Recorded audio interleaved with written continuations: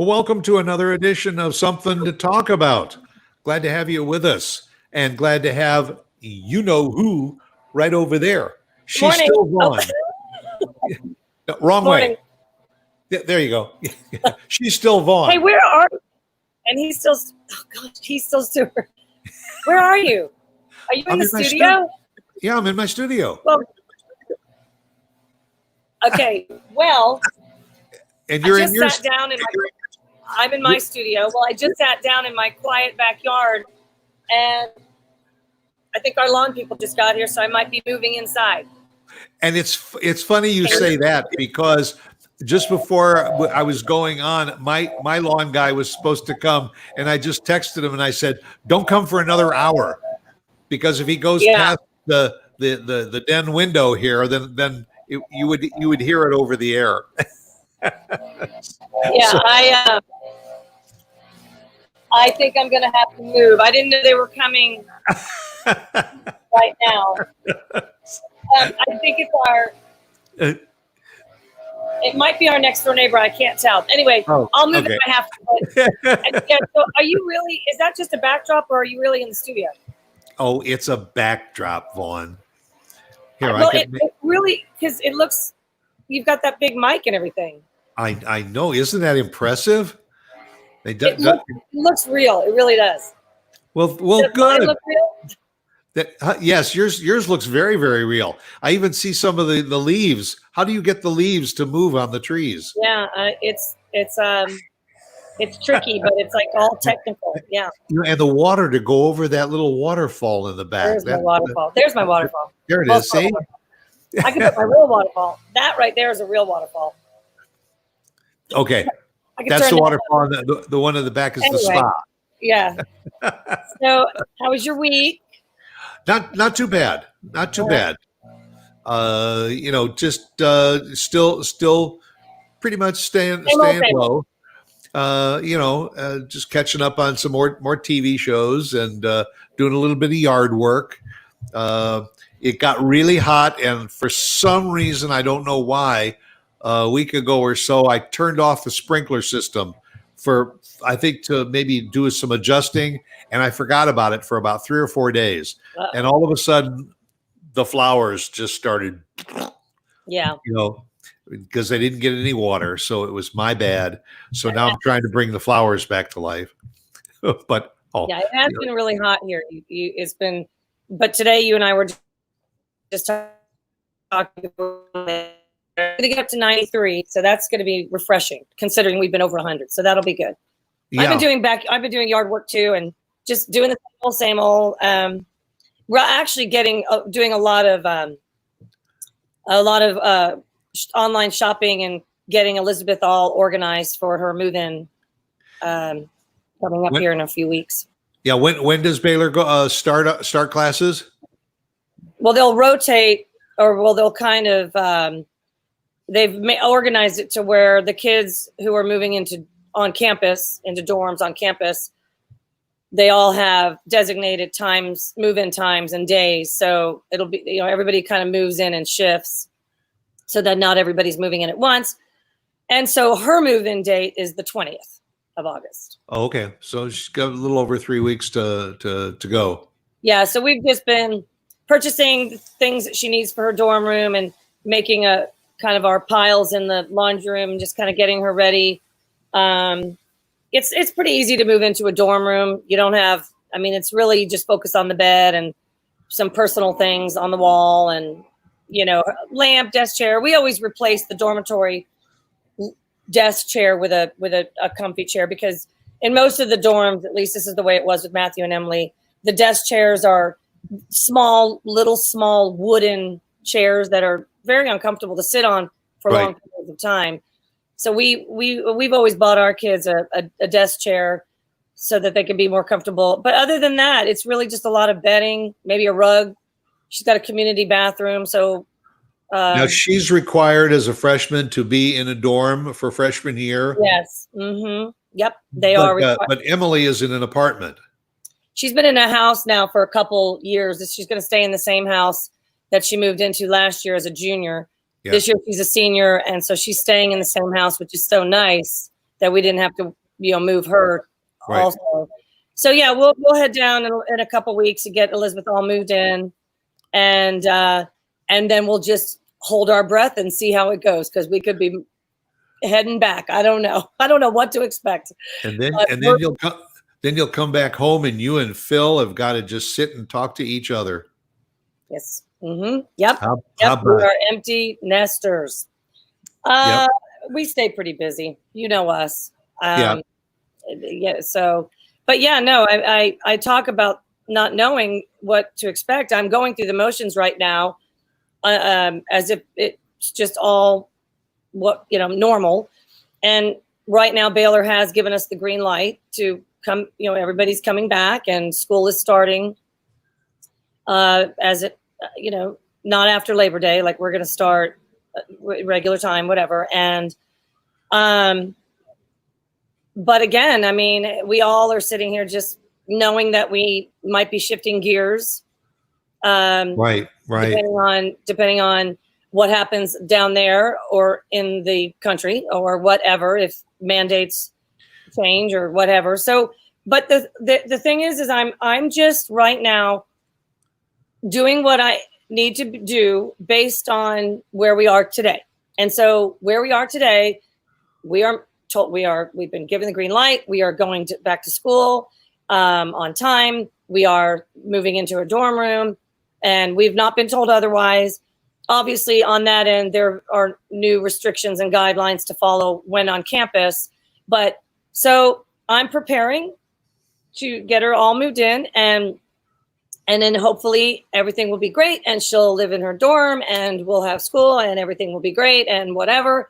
If not, we're prepared to to do whatever we need to do if things take a turn in a different. The interesting, you mentioned getting a really comfortable chair. Well, you know what? It might be that if things turn a certain way, they may want the students just to stay in their dorm rooms and just to go to their classes virtually.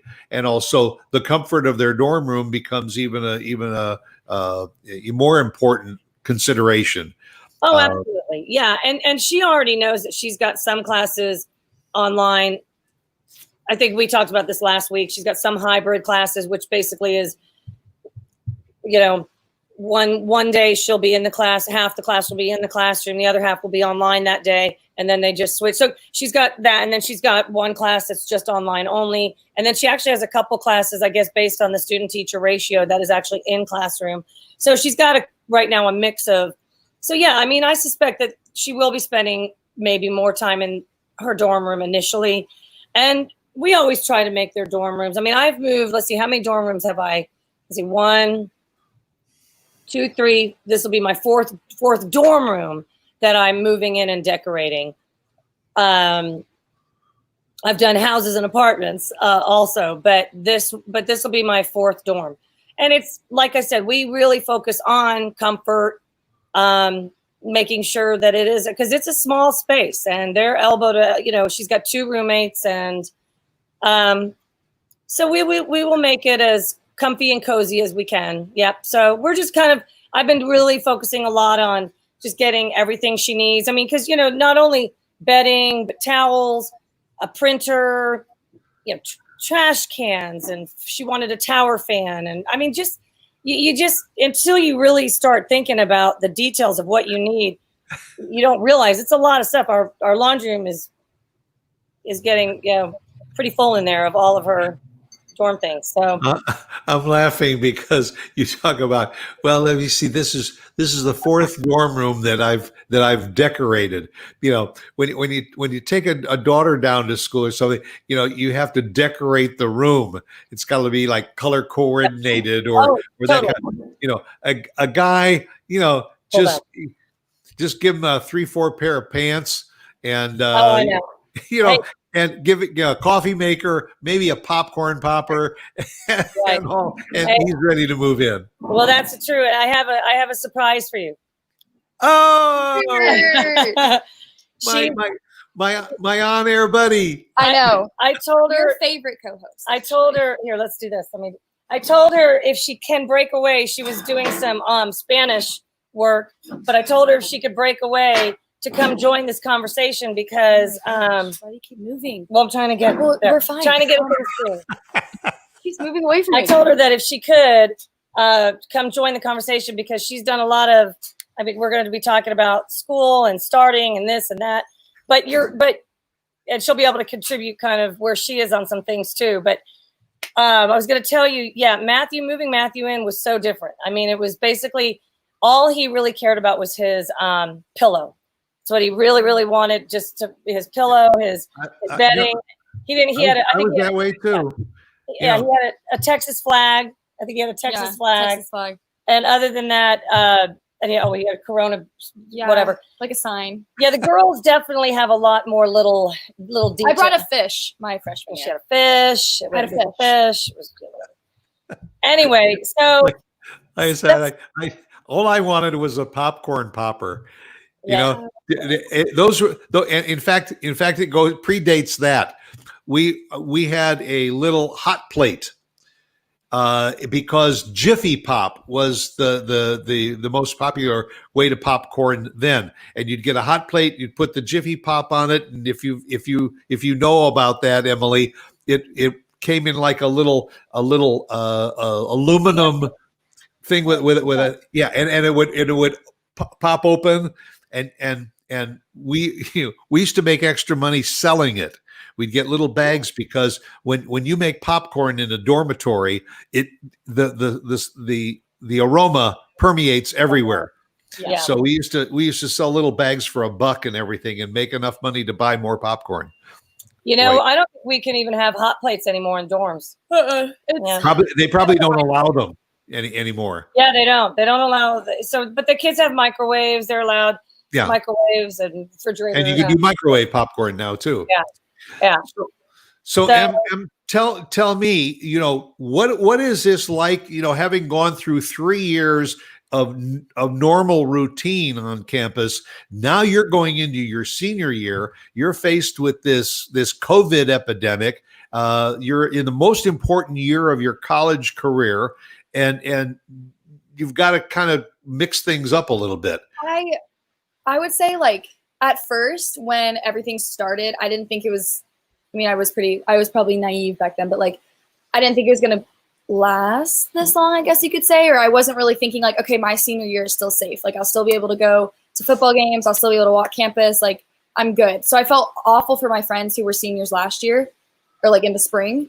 But now I'm looking at it and to your point, everything is completely different. I mean, I have 4 one in-person class, which is yoga. So the only time I'm going to be really, I could walk campus, I could study at an outdoor area, but like in terms of going to class, I only go to yoga, or I will be going to yoga, and that's like a 10-person class. So I think as much as I get why social distancing and all that, I took everything for granted. Like walking to class, I took for granted, like parking and like seeing my instructor, even when I didn't want to be there, I took it all for granted. Like waking up early, having to get to campus, like I was like, I don't want to do this right now, but it was so, like, that's where I got my interaction from, like, just friends and, like, people I didn't get to see. And so, like, now, like, people back at my communication school, like, I'm not really going to see the professors anymore. Or, like, there's going to be maybe 5 people in your class. Or they're doing stuff called hybrid classes, which is okay, yeah. So, like, I know people who are doing that. But I would just say I took it all for granted. And, like, I'll be able to adjust to this just because I still get to live with my roommates. Hopefully we can still have football games, just like half capacity for, like fans. But yeah, I took a lot of it for granted. And I'll definitely miss just like the normal, like, I got to go to 3 classes today and like, let me park on campus and walk to my class and see everyone. It's just going to be a little bit different. It's just going to be quiet and like somber probably. We all have to wear masks. You have to wear masks on it. Will you be wearing a mask when you go out on campus? If you're on campus, you have to wear a mask. So and then for all of us at Baylor, we just got an email from our president yesterday. We all have to take a COVID test before we go. So we all have to be like negative before we can go to class. Now, from time to time, are you going to have your temperature taken? I don't know. They haven't really said that. I know that maybe some places on campus, like if they open the gym, I'm sure you probably have to make an appointment or like schedule what time you're going, or they'll probably check check your temperature. But they haven't really said, the only thing they're kind of for sure on is masks, obviously, kind of like half. They're like dividing classes if you have a hybrid. So like a couple people go on one day and then you switch. But I don't know. They haven't really talked about what buildings are going to be open, if there's like anything, if the library is going to be open. I don't know about that. A lot of other dorms or other areas on campus, they've like changed into like a residency if you get sick. So if someone in a dorm gets sick, then they have to go to this like designated area for 2 weeks where they stay and like get better. Wow. Well, we all know that Baylor is a national powerhouse in football, and you said that there are going to be restrictions of how many people they're going to let into the stands, and make concessions for that. How do you think that's going to affect the game from not only the players' standpoint, but from the student standpoint?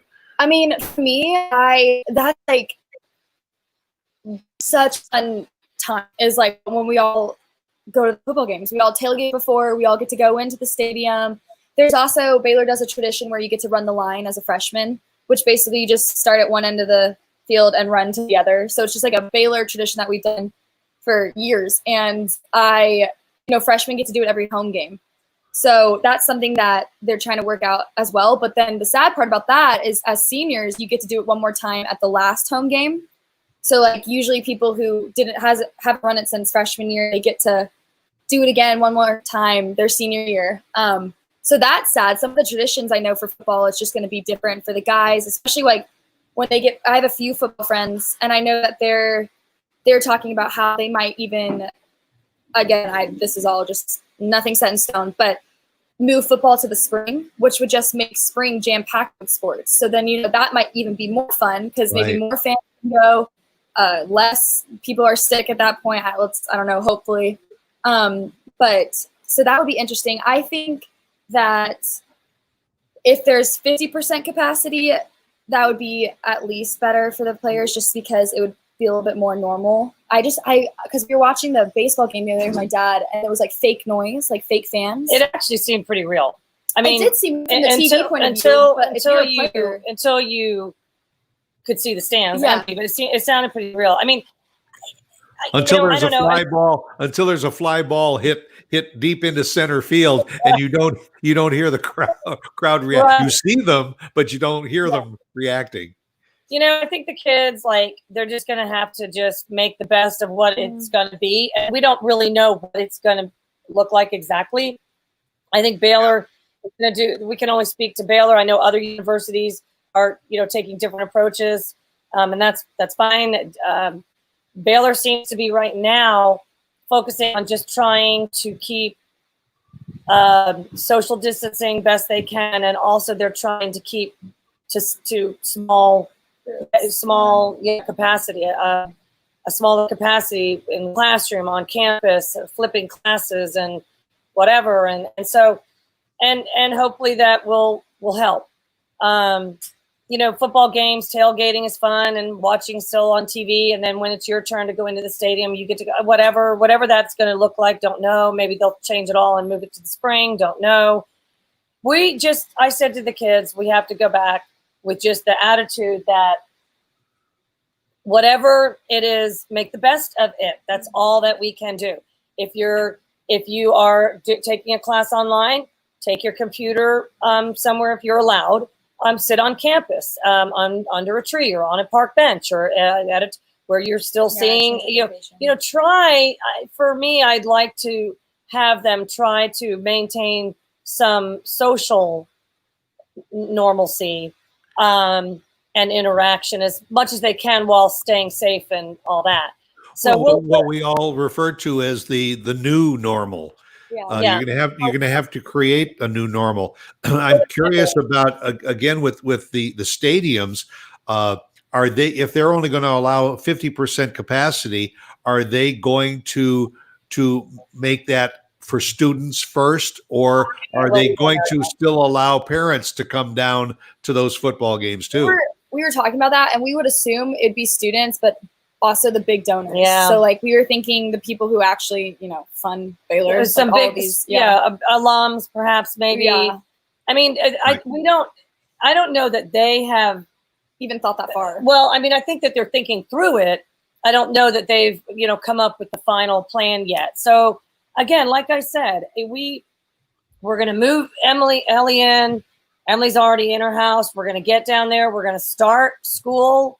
And then we're just going to play it by ear and each day as it comes. And that's what you can do. I mean, I know some schools are not starting till after Labor Day. We're starting. We start on the same day. We start on the normal day. Yeah. But like here in FISD, I know that they're talking about FISD is Frisco Independent School District here. And I know that I've seen that they're thinking of not starting till after Labor Day. Some people are okay with that. Other people are not. They're talking also about when they do starting virtually. So for example, if you're starting kindergarten, and I use that as an example because my next door neighbor has a son who's starting at kindergarten, he starts virtually. And I know that I've seen just on social media, a lot of feedback, a lot of comments. Some are okay with it. Others are saying, we want to be in the classroom and we are okay being in the classroom. So why can't we have that choice? And then somebody else is saying, well, I don't want to be in the classroom. It should be virtual. And then they're saying, well, that's your choice. But so there's some dissension on the team here. Yeah. And I don't know. I think that the school board is currently discussing how they're going to move forward, because while you have a lot of people who are not okay, not comfortable going back into the classroom, teachers and students, parents, you have others who are saying, we want to go back. We are comfortable going back. And why aren't we being given that choice?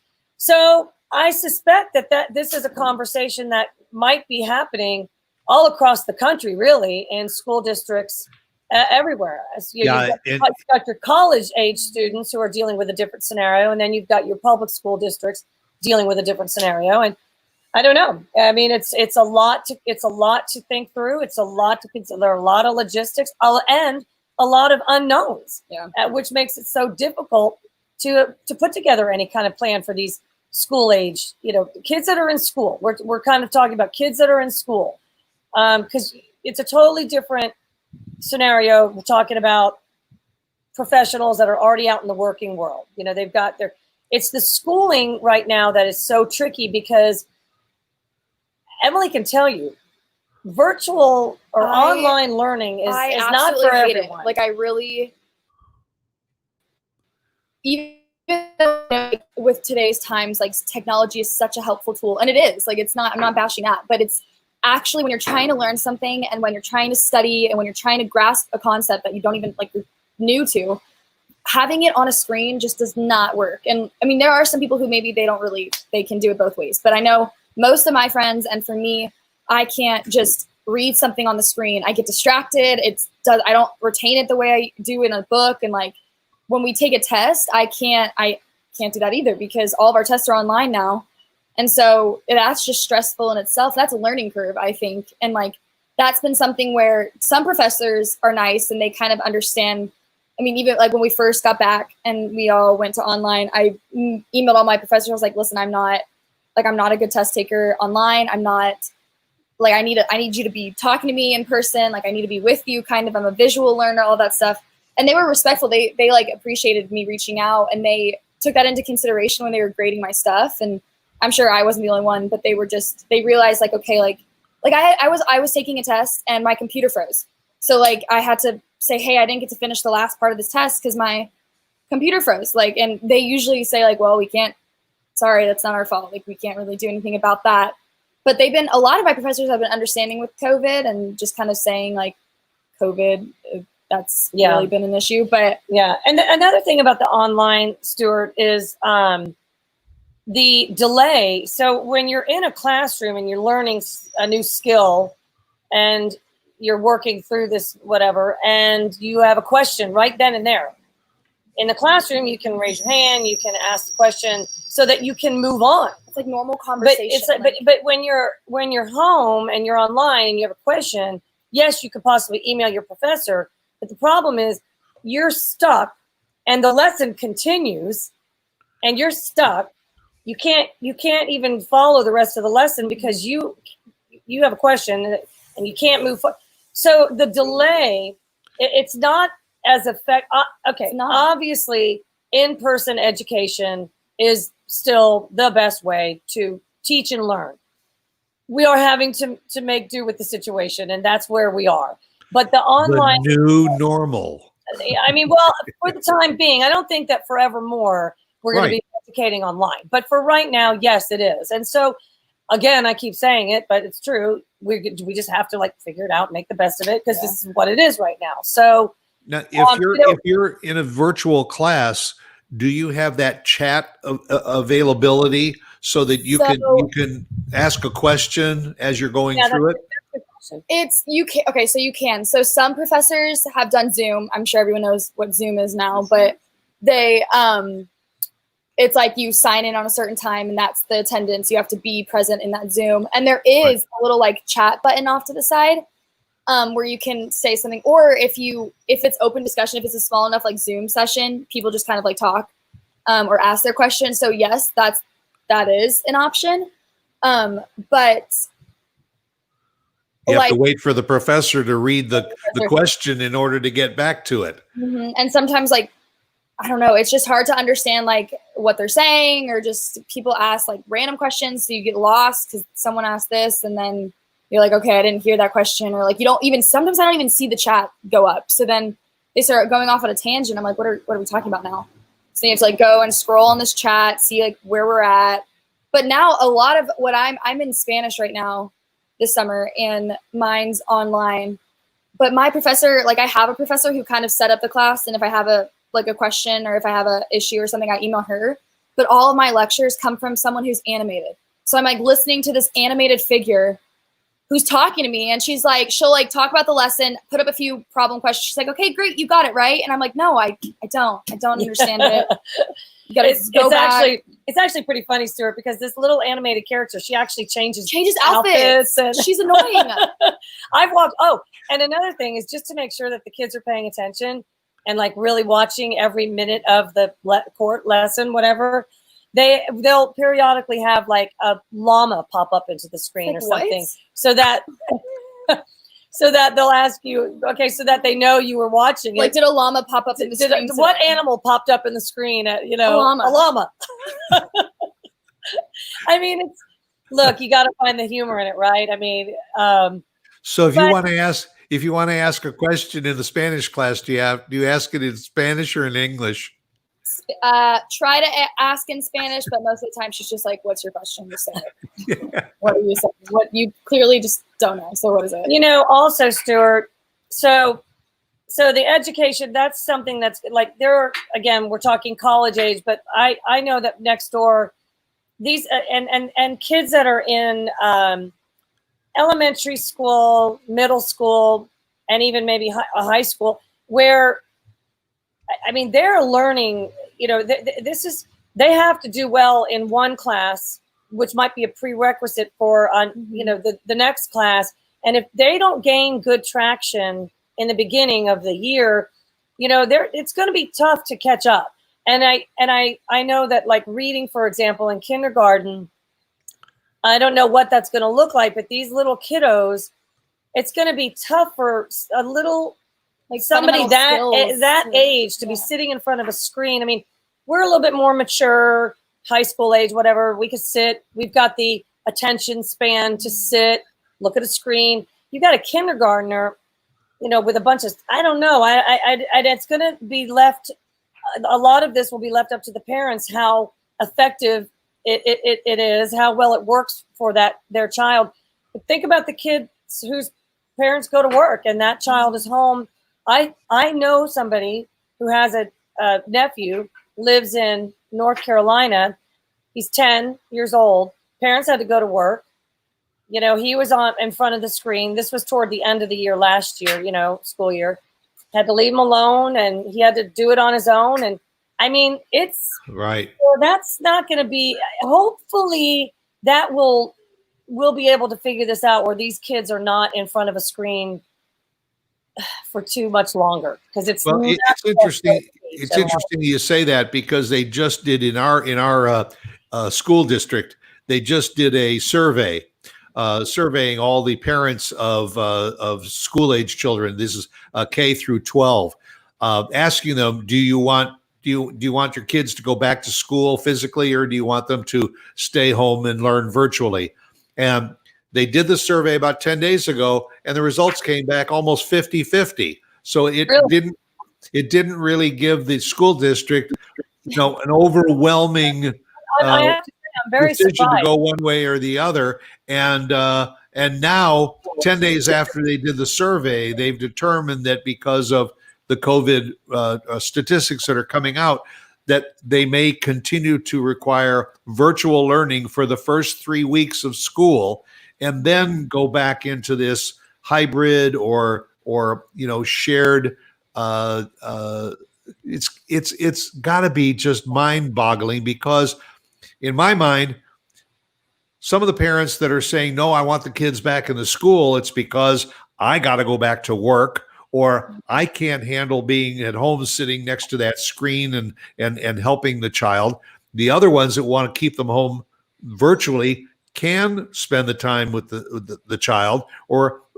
And then again, what happens if the kids do go back to school, and then there's cases of the coronavirus in the school?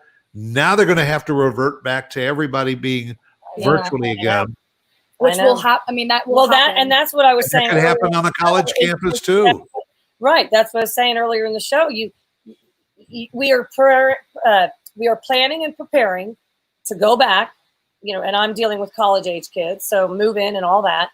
And then if we have to shift gears, we're going to have to be prepared to shift gears at whatever that might be and whatever. So yeah, I hear you. And these parents that are home with the kids, then say you have Mrs. Smith, who's the teacher, who has been instructed or told now that she's going to be teaching virtually. Well, she might have 2 kids at home with her who are needing to learn. And so she's got her kids who she needs to help because she's home with them, but yet she's also got a classroom of kids that she's trying to teach. I mean, it is a very, very.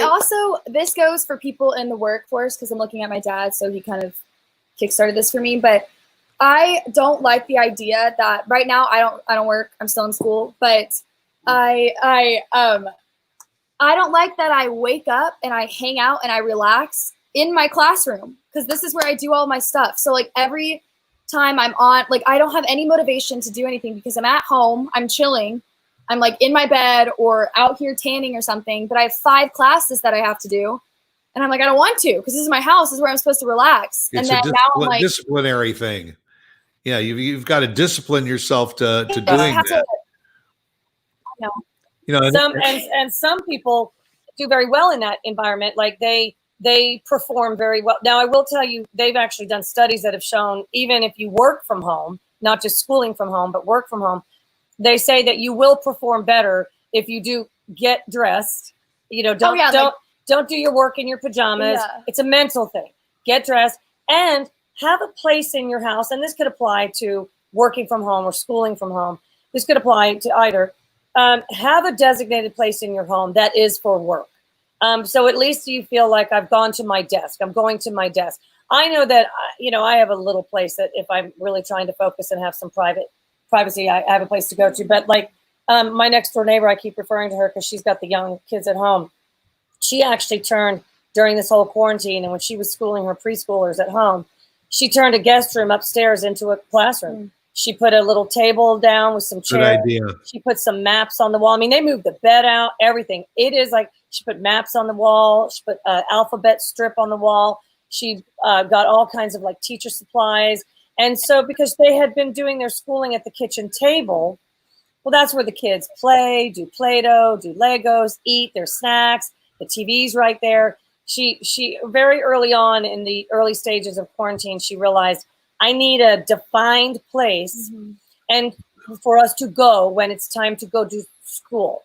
It's a And very smart move. Yeah. they go upstairs and they're in the classroom, and it's a mental thing. They know that, okay, we're not down at the kitchen table. Can I have a snack? Can you put the TV on? Whatever. Seems to have worked. So to your point, again, you have to create the environment in which you can work most effectively, whether you're schooling or working And from home. the hard part also is just being in a house with 5 other girls down in Waco.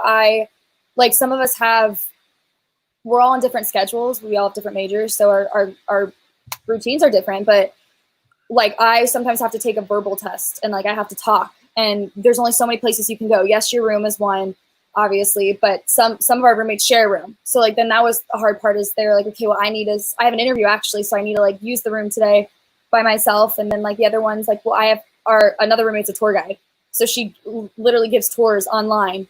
So she's talking, and you can't just be taking a test next to her because then you're distracted.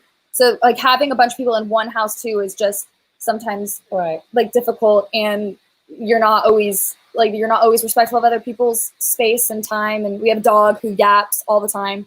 So then I think that you're going to have to find a place. And I said this to Emily, go find a place on campus.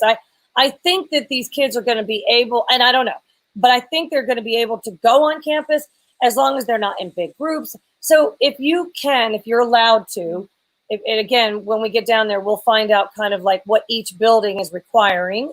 Maybe the library will be open, and maybe it is only 10 people on that floor, because the library at Baylor is or one person per table, or one person. I don't know, but if that's the case, and if you feel comfortable doing that, and if you feel like you need to just get out of your house for a little bit,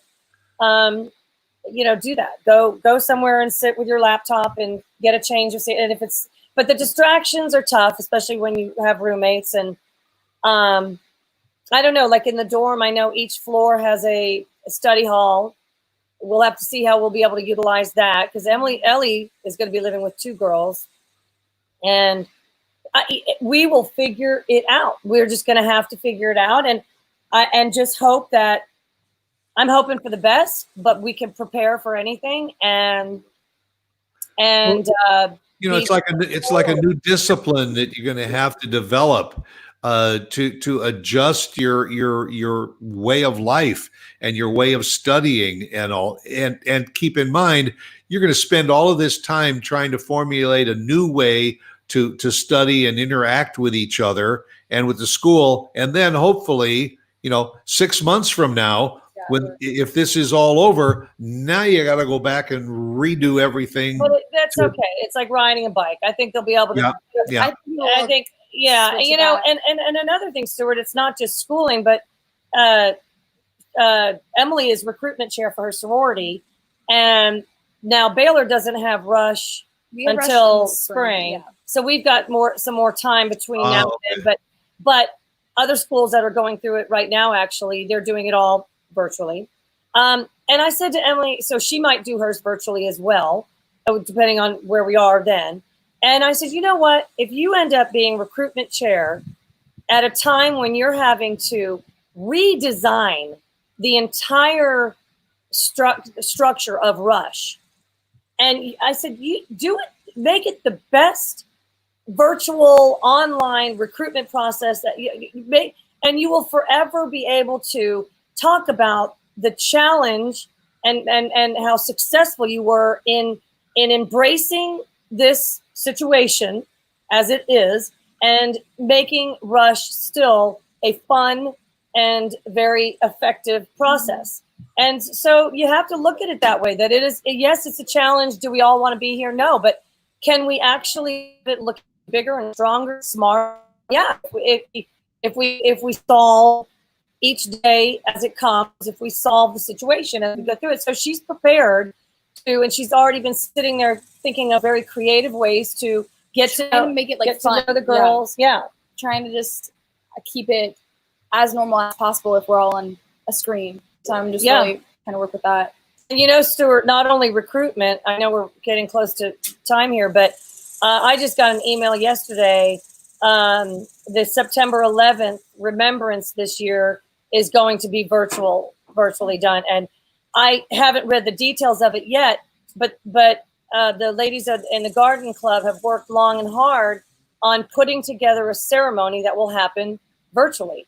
So that's another example of just taking the situation and figuring right. it out and figuring it out. And that's what we're going to do when we go back to school. We're just going to figure this out.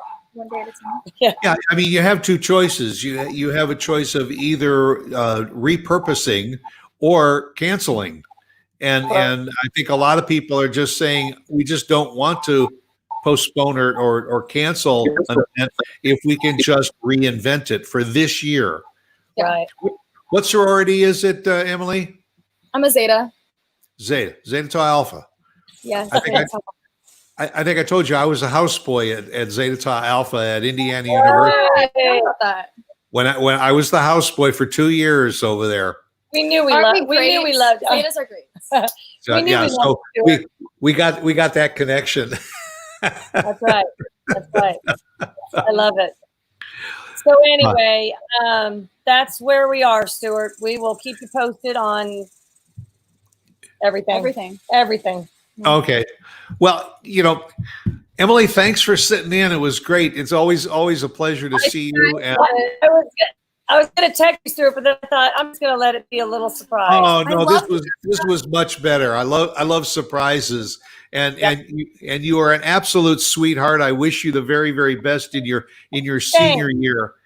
And you're gonna have memories from this last year because of this whole COVID situation that will carry on into your career. And you want to go into broadcasting, don't you? Yes, I will go into broadcasting. And I will have my own show about this. And Well, there you go. And when you have your own show, maybe you'll invite me to be a guest on your show. you'll be the first one. And then we can go full circle. Yeah. All right. Sounds like a plan. The very best to you, Emily, and to Elizabeth when she goes down to college. And Vaughn, take care of your kiddos before you get rid of them and become an empty nester. And and you and Phil have to now reinvent your lives. Yep. But the very best to you. And hey, let's get together next week and do this again, and we'll talk about something else. All right. Sounds right. good. You all take care. And, Bye, everybody. folks, thanks for spending time with us on Something to Talk About. We'll see you right here again next week at the same time. And take good care of yourselves and be good to each other. And stay well, stay safe. We'll see you then. Bye. Bye. Bye, guys.